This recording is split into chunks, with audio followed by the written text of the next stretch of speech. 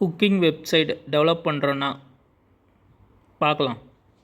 Hi guys, ஒரு வெப்சைட்டை எப்படி டெவலப் பண்ணுறதை பற்றி தான் பார்க்க போகிறோம். வேர்ட்ப்ரெஸ்ஸில் நீங்கள் யூஸ் பண்ணக்குள்ள ஃபஸ்ட்டு வெப்சைட் லேர்னர் சொல்லிட்டு ஒரு வெப்சைட் இருக்குது. அந்த வெப்சைட்டில் போய்ட்டு டொமைன் நேம் சூஸ் பண்ணிக்கிட்டு அதுக்கப்புறம் ஃபஸ்ட்டு நீங்கள் டொமைன் நேமையும் ஹோஸ்ட்டையும் நீங்கள் காசு கொடுத்து வாங்குறதா இருந்தால் நீங்கள் ப்ளூ ஹோஸ்ட் இல்லைனா அதர் வெப்சைட்டில் நீங்கள் வாங்கிக்கலாம்.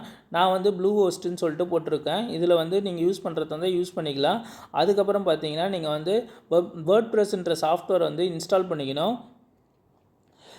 அதுக்கப்புறம் பார்த்தீங்கன்னா நீங்கள் ஆஸ்ட்ரா தீம்ஸ்ன்னு சொல்லிட்டு இருக்கும். அதை நீங்கள் டவுன்லோட் பண்ணி இன்ஸ்டால் பண்ணிக்கிட்டிங்கன்னா உங்களுக்கு நிறைய தீம்ஸ் நிறைய கிடைக்கும்.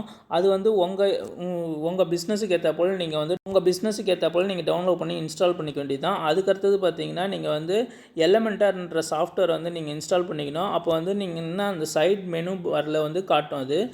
அதை யூஸ் பண்ணி நீங்கள் கிளிக் அண்ட் ட்ராக் பண்ணிக்கலாம். அதுக்கடுத்தது பார்த்தீங்கன்னா பேமெண்ட் ஆப்ஷன்லாம் வச்சுருக்கீங்க, யூபிஐலாம் வச்சுருக்கீங்கன்னா அதுக்கு இந்த ப்ளகின்ஸை யூஸ் பண்ணிங்கன்னா கியூஆர் கோடு ப்ளகின் ஆனால் அந்த ஆர்டருக்கு இந்த யூபிஐ மூலிமா பே பண்ணி ரிசீவ் பண்ண வேண்டியது தான் பேங்க் மூலிமா.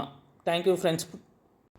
இப்போ வீட்டில் இருந்தீங்கன்னா சமைச்சிட்டு நீங்கள் ஆர்டரை கெட் பண்ணிவிட்டு எடுத்துகிட்டு போய் கொடுக்கறதா இருந்தால் இது போல் வெப்சைட்டை யூஸ் பண்ணலாம். Thank you friends.